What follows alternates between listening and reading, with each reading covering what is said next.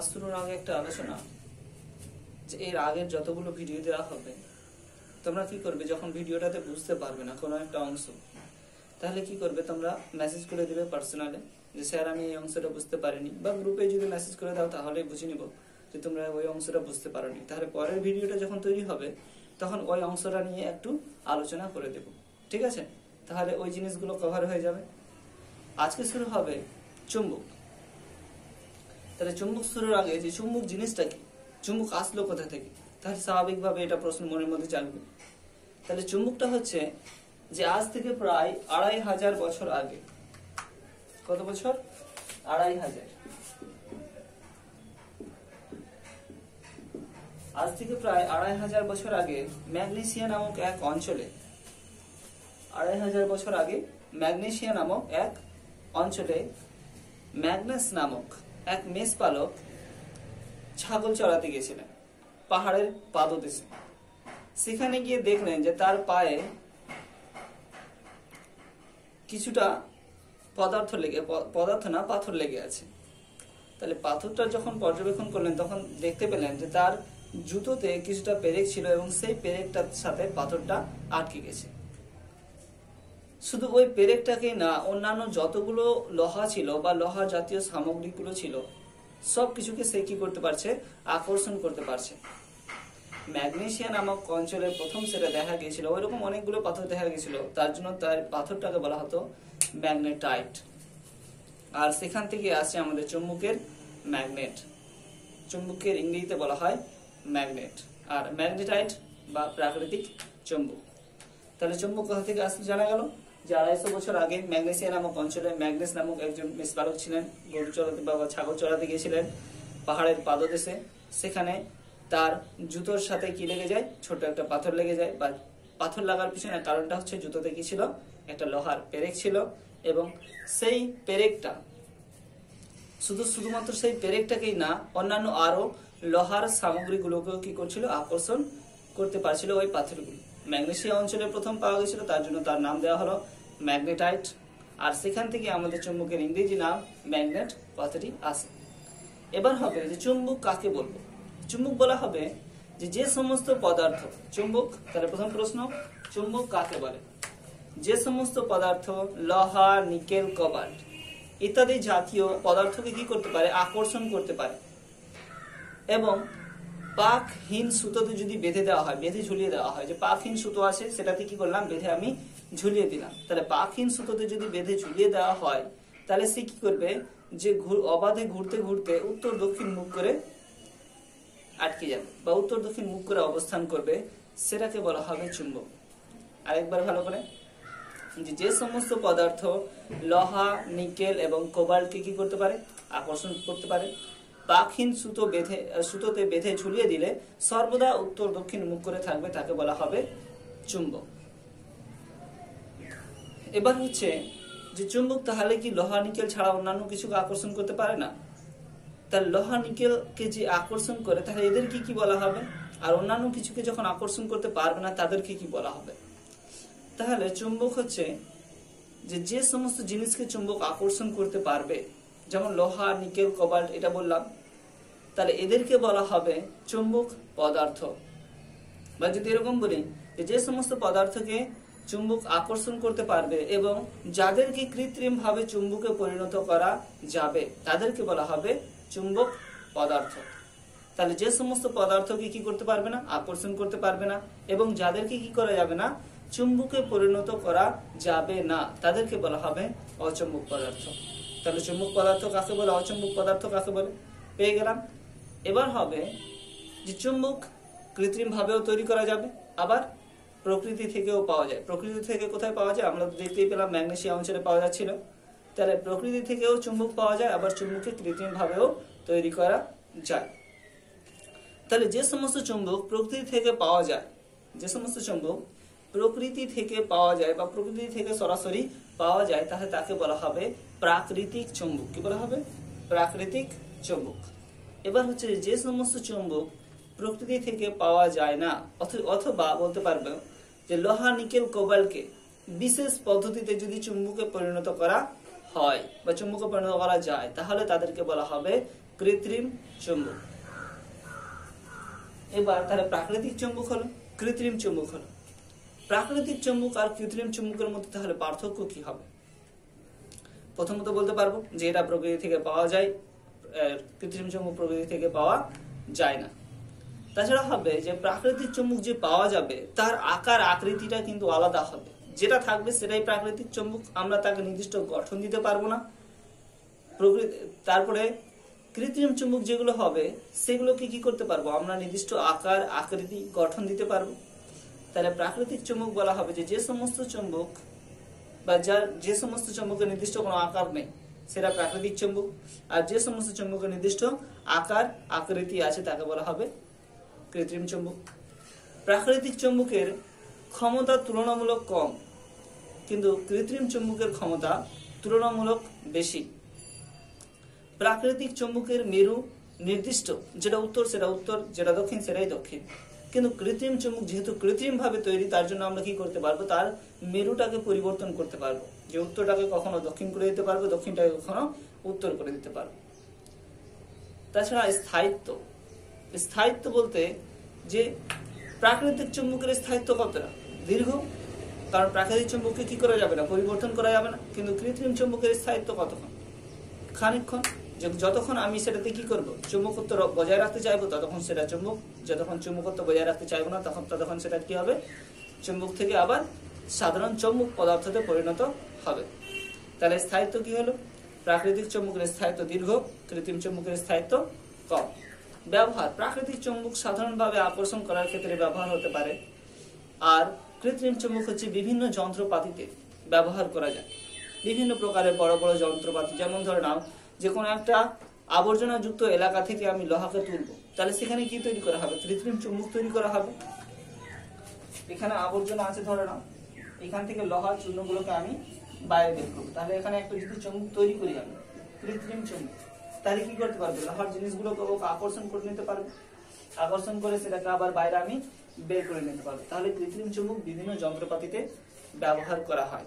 তাহলে কি হলো, প্রথমটা হলো প্রাকৃতিক চুম্বক প্রকৃতি থেকে পাওয়া যায়, কৃত্রিম চুম্বক তৈরি করতে হয়।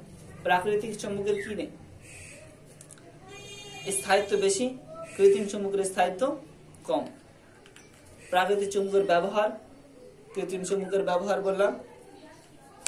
এরপরে হবে যে দণ্ড চুম্বক কাকে বলবো। দণ্ড চুম্বক বলা হবে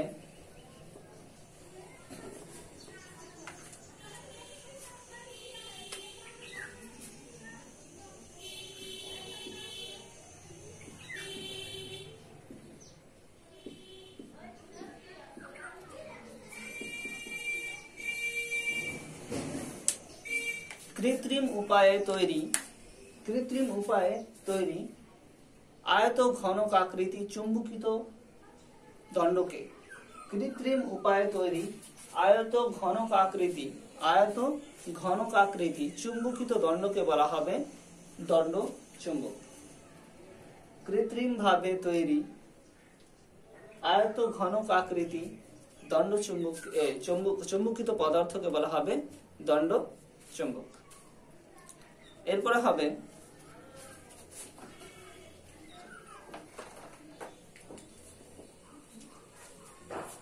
চুম্বক শলাকা কাকে বলবো।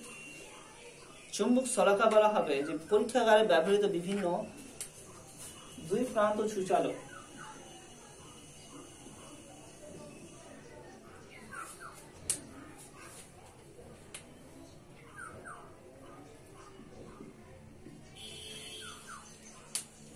পরীক্ষাগারে ব্যবহৃত পাতলা এবং দুই প্রান্ত সূচালক চুম্বককে বলা হবে চুম্বক শলাকা।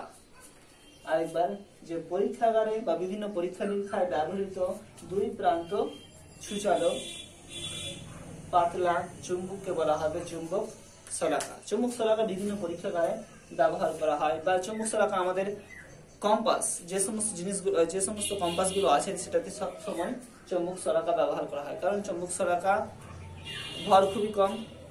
তাছাড়া পরীক্ষা নিরীক্ষায় সবসময় ব্যবহার করার ফলে সেটা কি হবে, উত্তর দক্ষিণ মুখ করেই থাকবে। সেটা তো চুম্বকের ধর্মতেই আছে। তাহলে চুম্বকের ধর্মটাও লিখে নিবি, চুম্বকের কি কি ধর্ম আছে। এবার চুম্বকের ধর্মগুলোর মধ্যে প্রথমটা হচ্ছে যে চুম্বকের দিকদর্শী ধর্ম, দিকদর্শী ধর্ম, চুম্বক দিক দর্শন করাবে। তাছাড়া আরেকটা হবে চুম্বকের আকর্ষণী ধর্ম। তাহলে চুম্বকের বিভিন্ন ধর্মগুলোর মধ্যে আছে প্রথমটা চুম্বকের দিকদর্শী ধর্ম এবং চুম্বকের আকর্ষণী ধর্ম। তোমাদের প্রথম পেজে চুম্বকের যেটা শুরুতেই আছে সেখানে একটা ছক আছে, সেই ছকটা তোমরা পূর্ণ করে নেবে। সেখানে বিভিন্ন পদার্থের নাম দেওয়া আছে এবং সেটাতে উল্লেখ করা আছে যে কোনটা চুম্বক কোনটা চুম্বক নয়, সেগুলো তোমরা দেখে নেবে আর ফিল আপ করে নেবে। এরপরে হচ্ছে চুম্বকের বিভিন্ন ধর্মসমূহ। চুম্বকের বিভিন্ন ধর্মসমূহের মধ্যে প্রথমটা বললাম চুম্বকের দিকদর্শী ধর্ম। চুম্বকের দিকদর্শী ধর্ম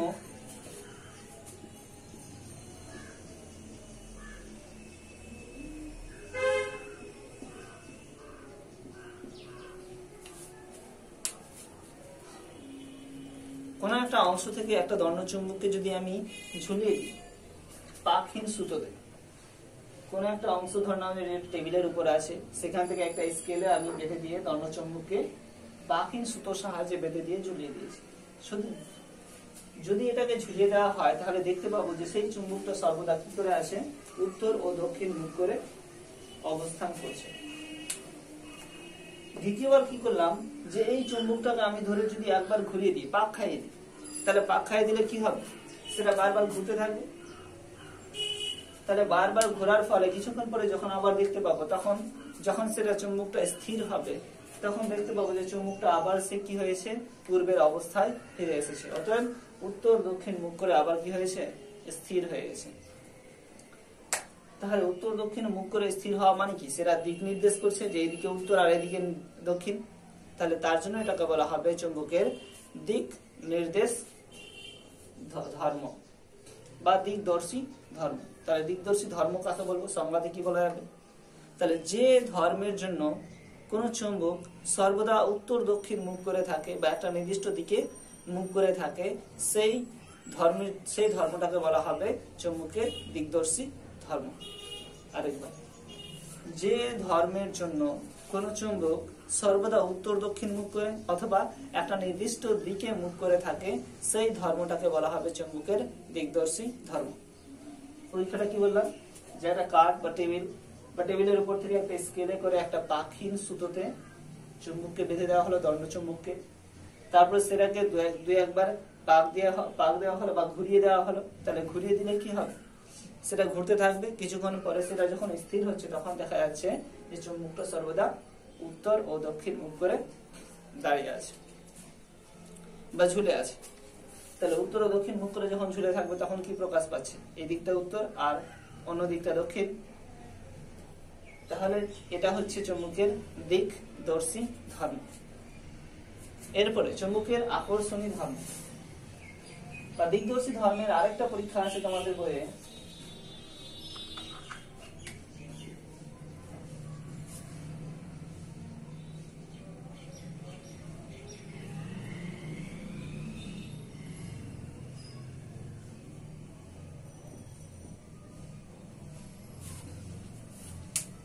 পরীক্ষাটা হচ্ছে যে একটা পাত্র নিলাম, পাত্রতে জল পূর্ণ করলাম, প্রায় অর্ধেকটা জল পূর্ণ করা হবে। জল পূর্ণ করার পর পাত্রের উপরে যদি আমরা একটা থার্মোকল দিয়ে দিই, তাহলে থার্মোকল দিলে কি হবে, সেটা পাত্রের উপরে সর্বদা ভাসতে থাকবে।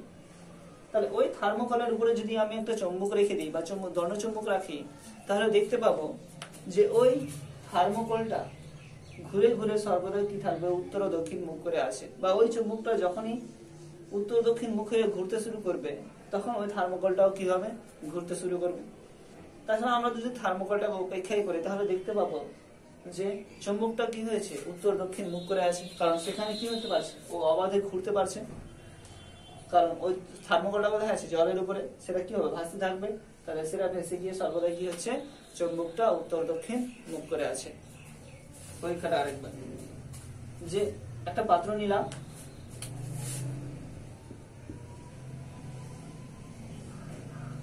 পাত্রের উপরে কি রাখলাম, একটা থার্মোকল বা সোলার। থার্মোকলের উপরে যদি আমি একটা দণ্ডচুম্বক রাখি, তাহলে থার্মোকলটা যেহেতু জলের উপরে ভাসছে, তাহলে দণ্ডচুম্বকটা কি হবে, ঘুরে ঘুরে আবার সেই আগের অবস্থায় তার নিজের উত্তর দক্ষিণ মুখ করে এসে দাঁড়িয়ে যাবে। তাহলে ওই চুম্বকটাকে যখন দেখা যাবে কিছুক্ষণ পরে, তখন দেখতে পাবো যে চুম্বকটা সর্বদা কি আছে, উত্তর দক্ষিণ মুখ করে স্থির হয়ে আছে। তাহলে এখান থেকেও বোঝা যায় চুম্বকের দিকদর্শী ধর্ম। বা তাছাড়া দিকদর্শী ধর্মের সাহায্যে বিভিন্ন প্রকারের কাঁটা কম্পাস বলছি, বিভিন্ন প্রকারের কম্পাস তৈরি করা যায়, যার সাহায্যে আমরা বিভিন্ন মরুভূমি এলাকায় বা কোনো জঙ্গলে নিজের দিকটা দেখতে পাবো যে আমরা কোন দিকে যাচ্ছি। এরপরে হবে আকর্ষণ ধর্ম।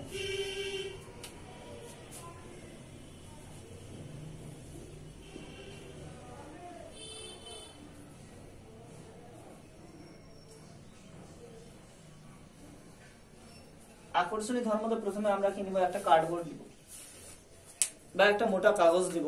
মোটা কাগজের উপরে একটা দণ্ডচুম্বক নিব, যার একটা প্রান্ত, দুটো প্রান্ত দুই দিকে থাকবে, একটা এন আর একটা এস। এবার কি করা হবে, যে ওই কার্ডবোর্ডের উপরে একাধিক লৌহ চূর্ণ গুলোকে যদি আমরা ছড়িয়ে ছিটিয়ে রাখি,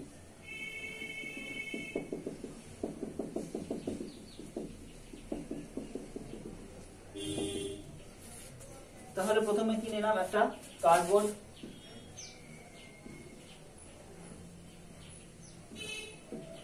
তারপরে একটা নিলাম দণ্ডচুম্বক, তার পাশে কি নিলাম, লৌহ চূর্ণ।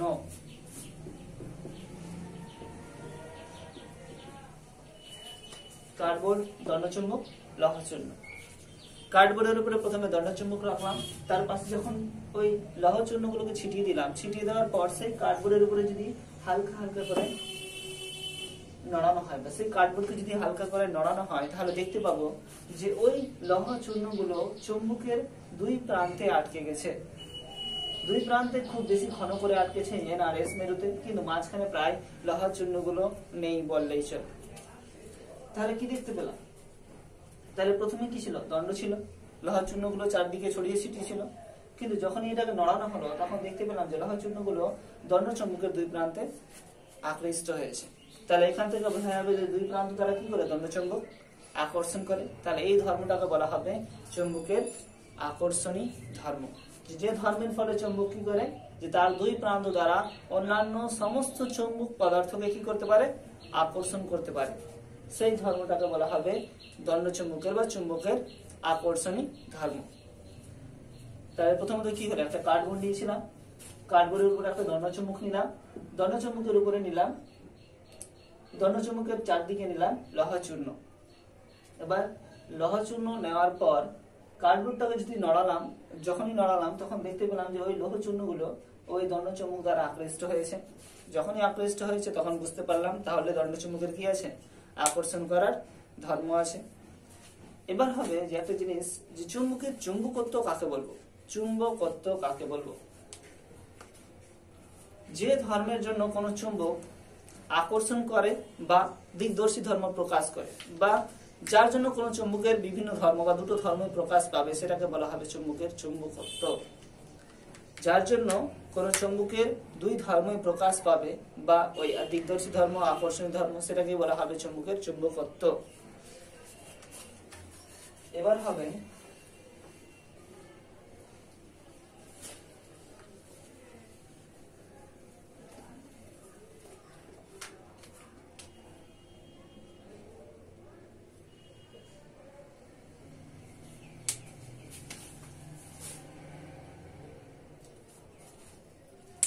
আকর্ষণী ধর্মতে আমরা দেখতে পেলাম যে ওই লৌহ চূর্ণগুলো কিন্তু চুম্বকের দুই প্রান্ত দ্বারা কি হচ্ছিল, আকৃষ্ট হচ্ছিল।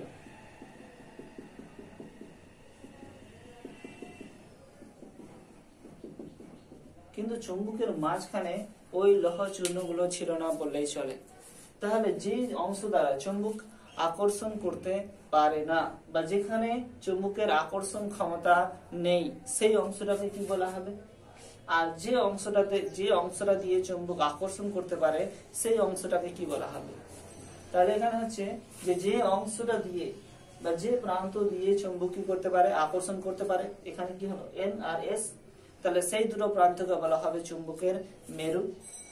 আর যে অংশটা দিয়ে চুম্বক কি করতে পারবে না, আকর্ষণ করতে পারবে না, বা যেখানে চুম্বকের আকর্ষণ ক্ষমতা নেই বললেই চলে, সেই অংশটাকে বলা হবে চুম্বকের উদাসীন অঞ্চল। কি বলা হবে, উদাসীন অঞ্চল।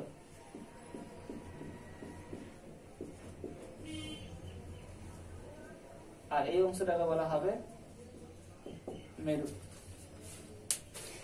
তাহলে আকর্ষণী ধর্ম থেকে দেখতে পেলাম যে চুম্বকের যে অংশটা দিয়ে চুম্বক কি করতে পারছে, আকর্ষণ করতে পারছে, সেই অংশটাকে বলা হবে চুম্বকের মেরু। আর যে অংশটাতে আকর্ষণ ক্ষমতা নেই বা যেখানে কি হচ্ছে ওই লোহা চূর্ণগুলো গিয়ে আকৃষ্ট হচ্ছে না, সেই অংশটাকে বলা হচ্ছে উদাসীন অঞ্চল। এবার হবে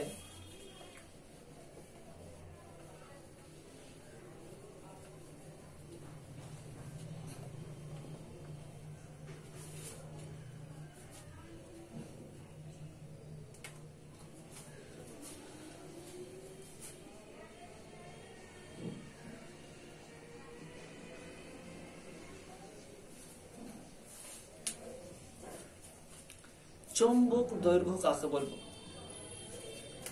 আমরা তো দেখলাম যে দুই প্রান্তের মোট দৈর্ঘ্য, ধরে নাও যে এই প্রান্তটা হচ্ছে এস, এটা এম, তাহলে এই দুই প্রান্তের মোট দৈর্ঘ্যটাকে বলা হবে চুম্বক দৈর্ঘ্য।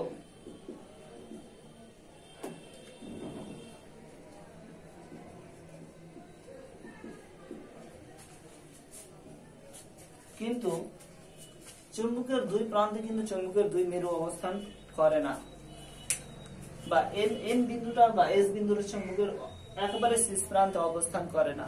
তাহলে এটা কোথায় অবস্থান করে বা ওই মেরু বিন্দুগুলো কোথায় অবস্থান করে, সে অংশটা পরীক্ষা করার জন্য আবার একটা কার্ডবোর্ড নিতে হবে।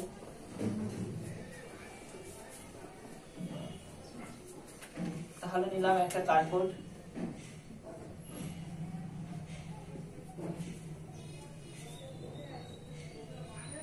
কার্ডবোর্ডের উপরে একটা দণ্ডচুম্বক এনএস, কার্ডবোর্ডের দুই প্রান্তে নিব দুটো চুম্বক শলাকা, দুটো চুম্বক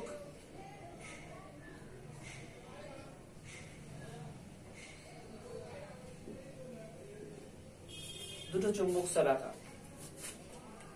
এবার দুটো চুম্বক শলাকা যদি চুম্বকের দণ্ডচুম্বকের পাশে রাখা হয় তাহলে কি হবে, চুম্বক শলাকার এস প্রান্ত দুটো এন প্রান্ত দ্বারা আকৃষ্ট হবে, তাহলে এর মুখগুলো কোন দিকে থাকবে, এই মেরুটার দিকে থাকবে। এবার হচ্ছে যে এই দণ্ড চুম্বকটাকে পাশ দিয়ে যদি পেন্সিল দিয়ে আমি তার দাগ কেটে নিই, যে দণ্ড চুম্বক আছে তার চারদিকে কি করলাম, আমি পেন্সিল দিয়ে দাগ কাটলাম। চুম্বক শলাকার চারদিকে কি করলাম, আমি পেন্সিল দিয়ে দাগ কাটলাম। পেন্সিল দিয়ে দাগ কাটার পর এবার যদি আমি এই প্রান্তটা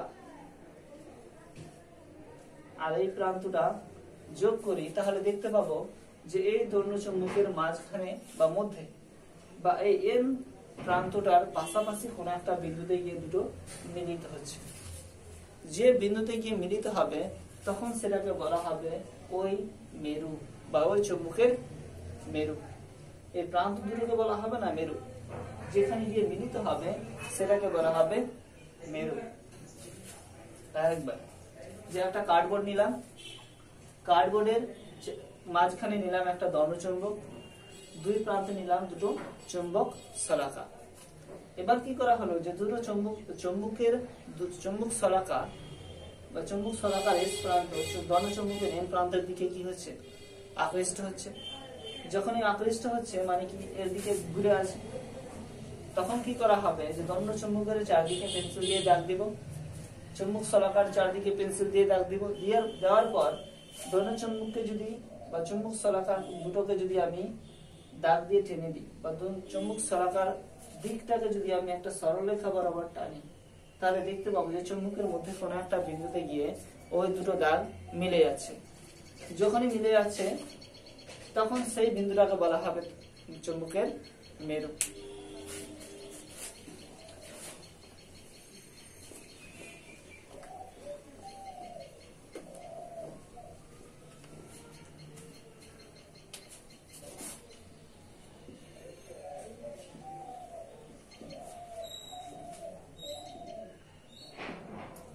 তাহলে আগের পরীক্ষাটা দেখতে পেলাম যে চুম্বকের মেরু কোথায় অবস্থান করে, চুম্বকের দুই প্রান্তের ঠিক একটু ভিতরে, এই দুটো প্রান্ত আছে তার প্রান্ত থেকে একটু ভিতরের দিকে কি অবস্থান করে, চুম্বকের দুটো মেরু অবস্থান করে।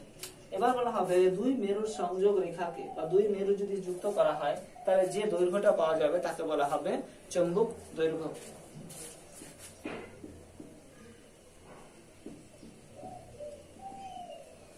তাহলে চুম্বক দৈর্ঘ্য কাকে বলা হবে? চুম্বক দৈর্ঘ্য বলা হবে যে যদি দণ্ড চুম্বকের মেরু দুটোকে যুক্ত করা হয়, দণ্ড চুম্বকের মেরু দুটোকে যুক্ত করা হয়, তাহলে যে দৈর্ঘ্য পাওয়া যাবে তাকে বলা হবে চুম্বক দৈর্ঘ্য। আর চুম্বক দৈর্ঘ্য কাকে বলা হবে? এটা তো হলো চুম্বক দৈর্ঘ্য। এবার চুম্বক দৈর্ঘ্য বলা হবে এই চুম্বকের দুই প্রান্ত বা দণ্ড চুম্বকের দুই প্রান্ত সংযোগ রেখাকে, এটা একটা প্রান্ত, এটা একটা প্রান্ত, এর সংযোগ রেখাকে বলা হবে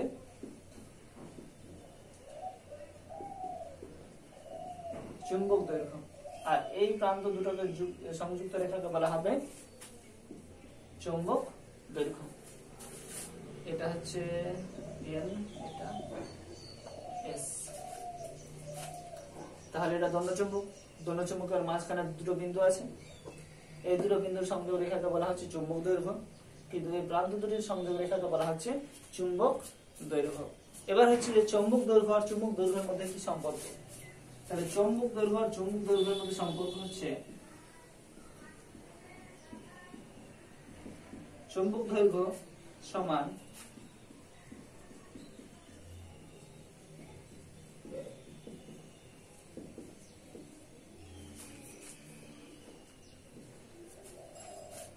চুম্বক দৈর্ঘ্য সমান হচ্ছে চুম্বক দৈর্ঘ্য গুণিত 0.86। তাহলে বোঝা গেল যে চুম্বক দৈর্ঘ্য সমান চুম্বক দৈর্ঘ্য গুণিত 0.86। তাহলে একটা পরীক্ষা করলাম, পরীক্ষাতে কি দেখতে পেলাম যে মেরু দুটো কোথায় অবস্থিত? দণ্ডচুম্বকের প্রান্ত থেকে কিছুটা ভিতরে। এবার ওটাকে বলা হলো যে মেরু দুটোর যোগফলকে বলা হলো চুম্বক দৈর্ঘ্য, আর প্রান্ত দুটির যোগফলকে বলা হলো চুম্বক দৈর্ঘ্য। এবার চুম্বক দৈর্ঘ্য সমান হচ্ছে চুম্বক দৈর্ঘ্য গুণিত 0.86।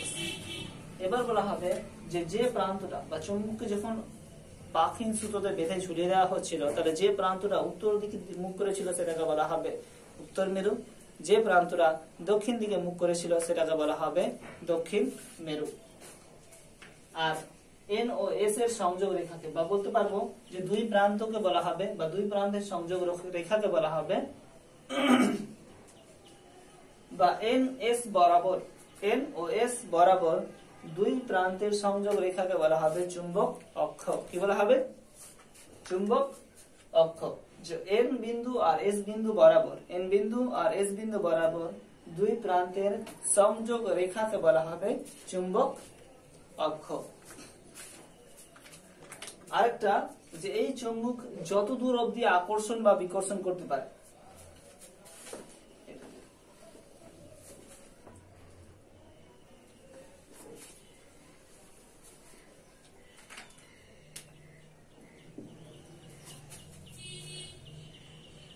মনে নিলাম যে একটা লোহার চূর্ণ এখানে আছে, এখানে আছে, পরপর সাজিয়ে দেওয়া আছে। এবার দেখা যাচ্ছে যে ওই চুম্বকটা এন প্রান্ত দ্বারা এই দূর অবধি, এত দূর অবধি বা এই লোহার চূর্ণটাকে আকর্ষণ করতে পারছে, কিন্তু এখানে যদি লোহার চূর্ণকে রাখা হয় তাহলে সেটাকে আকর্ষণ করতে পারছে না। তাহলে এত দূর অবধি কি করতে পারছে? সে আকর্ষণ করতে পারছে। তাহলে এত দূর অবধি তার চারদিকে যে ক্ষেত্রটা হবে সেই ক্ষেত্রটাকে বলা হবে চুম্বক ক্ষেত্র। আরেকবার যে একটা নির্দিষ্ট দূরত্ব অবধি কি করতে পারে? চুম্বকটা আকর্ষণ করতে পারে। যে নির্দিষ্ট দূরত্ব অবধি চুম্বক আকর্ষণ করতে পারে বা বিকর্ষণ করতে পারে সেই নির্দিষ্ট ক্ষেত্র অঞ্চল বা সেই নির্দিষ্ট অঞ্চলকে বলা হবে চুম্বক ক্ষেত্র।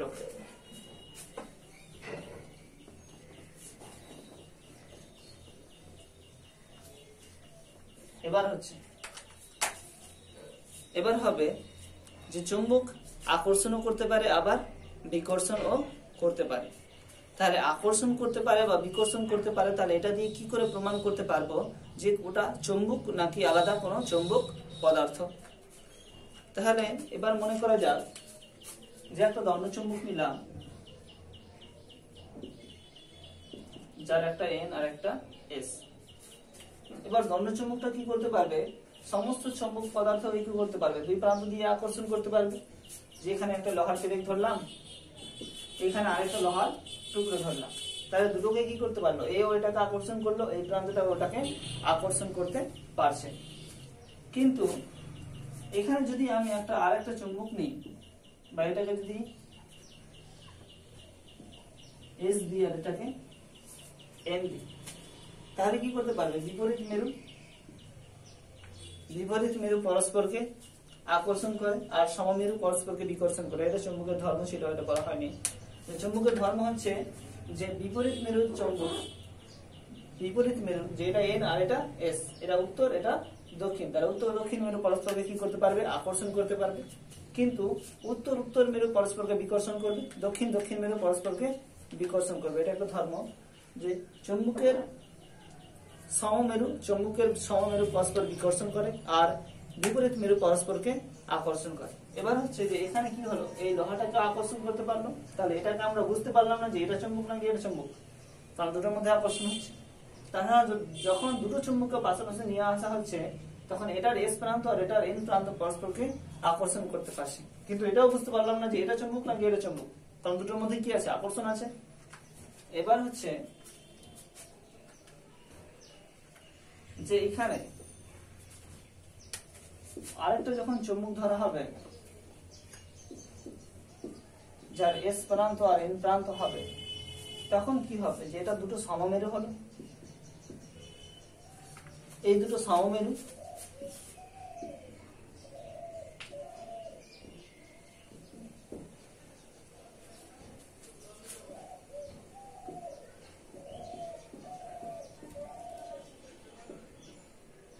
এখানে ছিল বিপরীত মেরু, তাই আকর্ষণ করছিল, কিন্তু এখানে হয়ে গেল সমমেরু, এটা দক্ষিণ এটা দক্ষিণ। তাহলে সমমেরু দিক কি হলো? দুটো পরস্পরকে বিকর্ষণ করলো। তাহলে সমমেরু পরস্পরকে যখনই বিকর্ষণ করলো, তখনই আমরা কি বুঝতে পারবো? যে এটাও চুম্বক আছে আবার এটাও চুম্বক আছে। কিন্তু এখানে বোঝা যাচ্ছিল না যে এটা চুম্বক আছে নাকি এটা চুম্বক আছে, বা এটাই চুম্বক পদার্থ নাকি চুম্বক, বা এটা চুম্বক পদার্থ নাকি চুম্বক। কিন্তু এটা যখনই করা হলো যে একটা উত্তর মেরু আর একটা দক্ষিণ মেরু আর একটা দক্ষিণ মেরু কাছাকাছি দিয়ে আসা হচ্ছে, তখন সমমেরু যেহেতু পরস্পরকে বিকর্ষণ করে, তার জন্য এই দুটো মেরু পরস্পরকে কি করলো? বিকর্ষণ করলো। যখনই বিকর্ষণ করলো, তখনই আমরা সেটাকে বলে দিতে পারবো যে দুটোই চুম্বক, যেহেতু সমমেরু পরস্পরকে কি করে? বিকর্ষণ করে।